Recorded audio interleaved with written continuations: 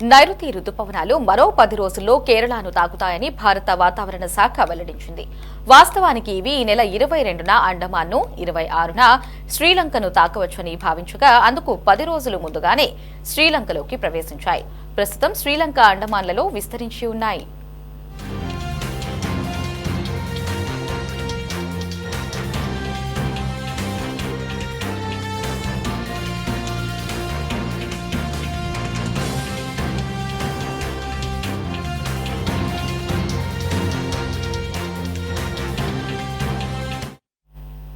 తాజాగా ఈ నెల 27 నాటికి కేరళను తాకే అవకాశం కనిపిస్తోందని ఐఎండీ వెల్లడించింది.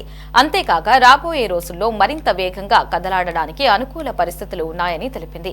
మరోవైపు పశ్చిమ మధ్య బంగాళాఖాతంలో ఉపరితల ఆవర్తనం కొనసాగుతోంది. దీని ప్రభావంతో రాగల 3 రోజుల్లో రాష్ట్రంలోని పలు ప్రాంతాలలో తేలికపాటి నుంచి మోస్తరు వర్షాలు పడే అవకాశం ఉందని వెల్లడించింది.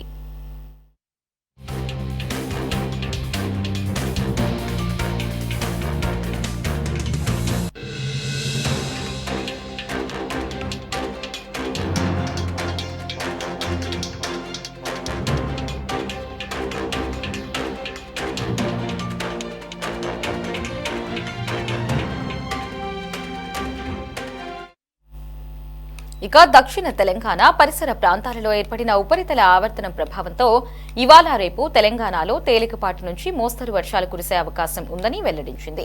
3 రోజుల పాటు ఎండలు తక్కువే ఉంటాయని, గరిష్ట ఉష్ణోగ్రతలు సాధారణం కంటే 3 నుంచి 5 డిగ్రీలు తక్కువగా నమోదయ్యే అవకాశం ఉందని వివరించింది.